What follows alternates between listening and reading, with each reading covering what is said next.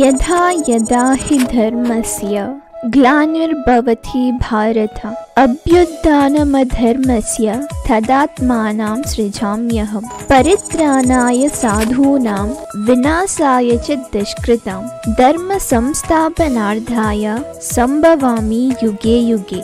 ఎప్పుడైతే ధర్మం గతి తప్పుతుందో అప్పుడు అధర్మం విజృంభిస్తుంది. అప్పుడు నేను అవతరిస్తాను. ధర్మాత్ములను కాపాడి దుష్టులను శిక్షించి తిరిగి ధర్మాన్ని స్థాపించడానికి ప్రతి యుగంలో అవతరిస్తూనే ఉంటాను అని అర్థం. విష్ణువు ఎన్నో అవతారాలు ఎత్తాడు. అందులో ధర్మాన్ని స్థాపించడానికి మాత్రం 10 అవతారాలు ఎంచుకున్నారు. వాటిల్లో మొదటి అవతారమే మత్స్యావతారం. ఈరోజు మనం ఈ అవతారం యొక్క విశిష్టతను తెలుసుకుందాం.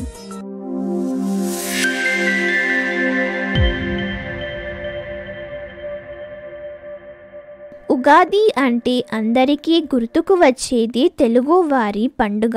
తెలుగు సంవత్సరం ఈ రోజు నుండే ప్రారంభం అవుతుంది. ఉగాది అసలు రూపం ఏమిటంటే యుగం మరియు ఆది అని.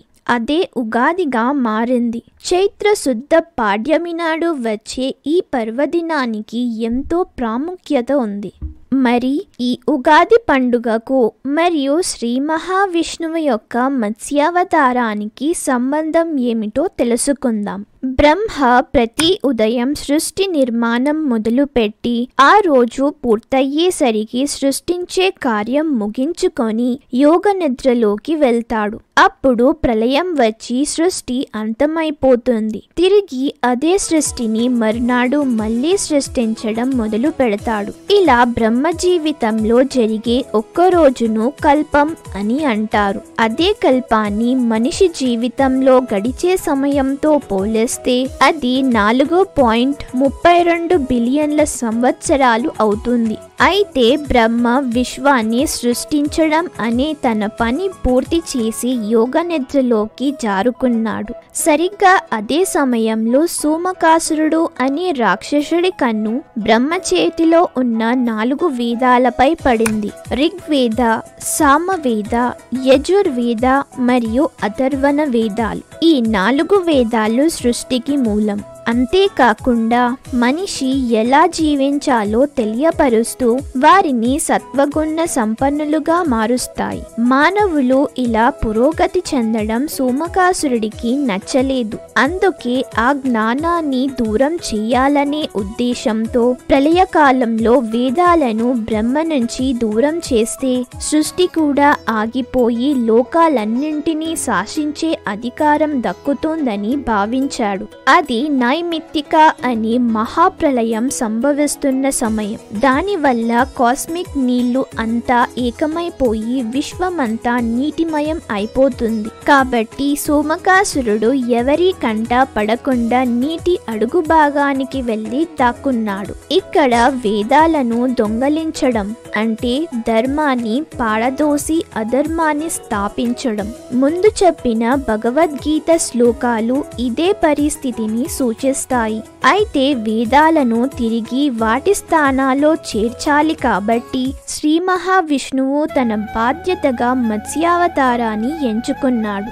కానీ కేవలం ధర్మానికి నిదర్శనమైన వేదాలను రక్షిస్తే సరిపోదు. అదే ధర్మాన్ని పాటించే వారిని కూడా రక్షించాలి. అప్పుడే విష్ణుమూర్తి అవతారానికి అర్థం. మహాప్రళయం సంభవించే ముందు కొంత సమయం ఉంది. ఆ సమయం విష్ణు ఎంచుకున్న మత్స్యావతారానికి కావాల్సిన ఏర్పాట్లు చేసుకోవడానికి కూడా ఉపయోగపడింది. ఇందులో భాగంగా భూమి పరిపాలిస్తున్న సత్యవ్రతుడు తన పాత్ర పోషించాల్సిన సమయం ఆరంభమైంది. ఈ సత్యవ్రతుడు విష్ణు యొక్క మహాభక్తుడే కాక మనుషుల్లో అందరికంటే ఉత్తముడు. ఒకనాడు ఉదయాన సత్యవ్రతుడు కృతమాల అనే నదీ తీరంలో స్నానం చేస్తున్నప్పుడు అనుకోకుండా తన దోసిట్లో ఒక చిన్న చేపను పట్టుకున్నాడు. అది చూసి ఆశ్చర్యపోయి వెంటనే దాన్ని నీటిలోకి వదిలేశాడు. సత్యవ్రతుడు స్తంభింపచేసే విధంగా ఆ చేప మనిషి గొంతుతో మాట్లాడి, ఓ దయగల రాజా, నన్ను చూసావా ఎంత చిన్నగా ఉన్నానో? ఇంత పెద్ద నదిలో ఉండాలంటే నాకంటే పెద్ద చేపలు వచ్చి నన్ను తినేస్తాయేమో అని భయంగా ఉంది.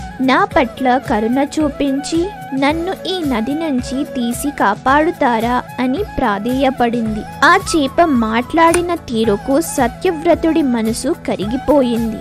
వెంటనే నీటి నుండి తీసి తన దగ్గర ఉన్న కమండలంలో ప్రవేశపెట్టాడు. అలా ఒక రాత్రి గడిచిపోయింది. మరుసటి రోజు ఆ చేప, ఓ రాజా, ఈ పాత్రలో నాకు చోటు చాలడం లేదు. కాస్త విశాలంగా ఉండే పాత్రలోకి నాకు చోటు కల్పించండి అని అడిగింది. అప్పుడు సత్యవ్రతుడు ఒక పెద్ద కుండలో నీటిని నింపి ఆ చేపను అందులో ఉంచాడు. 1 గంట సమయంలోనే ఆ చేప ఆకారం కుండను మించిపోయింది. ఇది గమనించిన సత్యవ్రతుడు ఆ చేపను కుండ నుంచి తీసి చిన్నటి నీటి సరస్సులో వదిలాడు. అక్కడ కూడా మళ్ళీ అదే జరిగింది. ఉండటానికి చోటు సరిపోవట్లేదని ఆ చేప రాజుతో చెప్పింది. దానితో సత్యవ్రతుడు ఆ చేపను మరింత విశాలమైన నీటి ప్రదేశానికి తరలించాడు. ఎన్ని ప్రదేశాలకు మార్చినా ఆ చేప ఆకారం పెద్దది అవుతూనే ఉండటంతో దానికి కదిలేందుకు చోటు కూడా సరిపోలేదు. ఆఖరి ప్రయత్నంగా సత్యవ్రతుడు ఆ చేపను సముద్రంలో ప్రవేశపెట్టాడు. దానితో ఆ చేప కంగారుపడి, రాజా, ఇలా చేశావేంటి? ఈ సముద్రంలో సొరచేపలు, తిమింగలాలు ఉంటాయి. అవి ఖచ్చితంగా నన్ను తినేస్తాయి. మరి నన్ను ఇలాంటి ప్రదేశానికి ఎందుకు తీసుకొచ్చావు అని అడిగింది. అప్పుడు సత్యవ్రతుడు చిన్న చిరునవ్వు నవ్వి, నీవు చాలా విచిత్రమైన మత్స్యానివి. 1 గంట సమయంలోనే నీ ఆకారాన్ని 100 మైళ్ళ వెడల్పుకు పెంచుకోవడం నేను గమనించాను. ఇటువంటి చిత్రాన్ని మునుపెప్పుడు నేను చూడలేదు. ఖచ్చితంగా నువ్వు సాధారణమైన చేపవు కాదు. పదే పదే ఆలోచించగా నువ్వు ఎవరివన్న విషయం నాకు అర్థమైంది. నాకు అంతుపట్టని ఏదో మహత్తర కార్యాన్ని చేపట్టడానికి ఈ మత్స్యావతారంలో అవతరించిన విష్ణుమూర్తివి అని అర్థమైంది. ముందుగా మీకు నా వందనాలు. మీరు ఇటువంటి రూపాన్ని ఊరికే ధరించరని మాత్రం నాకు తెలుసు. నాలాంటి నిస్సహాయాలకు చేయూతనివ్వడానికే ఇలా వచ్చి ఉంటారు. మీ అంతటా మీరే నాకు సాక్షాత్కరించారు కనుక ఈ రూపంలో ఇలా ఎందుకు వచ్చారో దయచేసి చెప్పండి అని అడిగాడు. ఇక సత్యవ్రతుడు అడిగిన ప్రశ్నకు సమాధానంగా ఆ చేప, నువ్వు చెప్పింది నిజమే. నేను ఒక మహత్తర కార్యాన్ని చేపట్టడానికే ఈ రూపం ధరించాను. ఇవాల్టి నుంచి 7 రోజుల్లో మహాప్రలయం వల్ల 3 లోకాలు పూర్తిగా నీటిమయం అయిపోతాయి.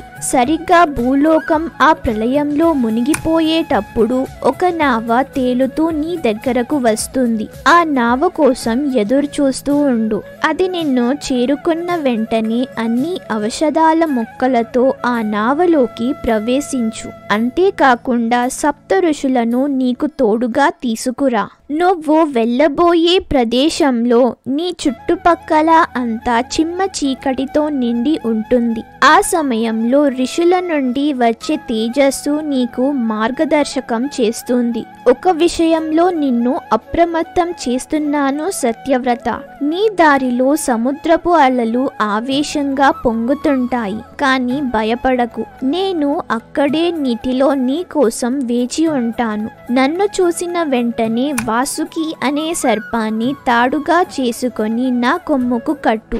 బ్రహ్మ జీవితంలో ఆ ఒక్క రాత్రి గడిచే వరకు నేను మీ నావకు మార్గాన్ని చూపిస్తాను అని చెప్పి ఆ చేప ఆ ప్రదేశం నుంచి అదృశ్యమైంది. ఆఖరిగా ఆ చేప చెప్పిన 7వ రోజు వచ్చింది. నల్లటి దట్టమైన మేఘాలు ఆకాశాన్ని కమ్మేశాయి. కుంభవృష్టిగా వర్షం కురవడం మొదలైంది. ఇక భూమి ఆ నీటిలో మునిగి కనుమరుగవుతున్న సమయం దగ్గర పడింది. అప్పుడే కొంత దూరంలో విష్ణువు చెప్పిన ఒక పెద్ద నావ సత్యవ్రతుడి దగ్గరకు వచ్చింది. సూచించిన విధంగానే సత్యవ్రతుడు ఔషధ మొక్కలతో నావలోకి అడుగు పెట్టాడు. అతనితో పాటు సప్తఋషులు కూడా వచ్చారు. విష్ణు నామాలను స్మరిస్తూ ఉన్నారు. ఇంతలో ఒక భారీ ఆకారం కలిగి ఉన్న బంగారు రంగులో మత్స్యావతారం ధరించిన విష్ణువు అక్కడికి చేరుకున్నాడు. ముందు చెప్పిన విధంగా ఆ చేప దగ్గరకు రాగానే దాని కొమ్ముకు నావను కట్టి ఉంచారు. పెద్ద పెద్ద అలలు నావను అతలాకుతలం చేస్తున్నా సరే అందులో ఉన్న ఏ ఒక్కరు కూడా భయపడలేదు.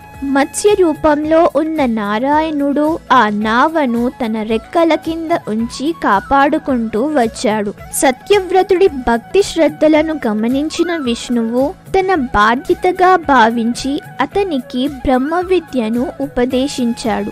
వాటితో పాటు జ్ఞానయోగం, భక్తి యోగం, కర్మయోగం ఈ మూడింటిని కూడా నేర్పించాడు. ఈ మూడు భగవద్గీతలో భాగాలు. ఇక్కడ మత్స్యావతారంలో వచ్చిన విష్ణువు ధర్మపాలకులను రక్షించడం, భక్తులతో జ్ఞానాన్ని పంచుకోవడం, వాటితో పాటు కథ మొదట్లో వేదాలను దొంగలించిన సోమకాసురుడిని వెతికే పనిలో కూడా ఉన్నాడు. కాసేపటికి ఆ అసురుడు కనిపించడంతో అతనితో పోరాటానికి దిగాడు. ఇద్దరి మధ్య భీకరమైన యుద్ధం కొనసాగింది. ఏం జరిగినా కూడా ఆఖరిలో విజయం ధర్మానిదే అవుతుంది అన్నట్టుగా విష్ణువు మత్స్య రూపంలో సోమకాసురుడిని అంతం చేసి ప్రళయకాలం పూర్తవ్వగానే వేదాలను తిరిగి బ్రహ్మ చేతికి అందజేశాడు. అక్కడితో బ్రహ్మకి ఒక కల్పం పూర్తయింది కాబట్టి తన వంతు బాధ్యతగా సృష్టి చేయడం తిరిగి ప్రారంభించాడు. ఈ సంఘటనతో ఒక మన్వంతరం పూర్తయి వైవస్వత అనే మన్వంతరం మొదలైంది.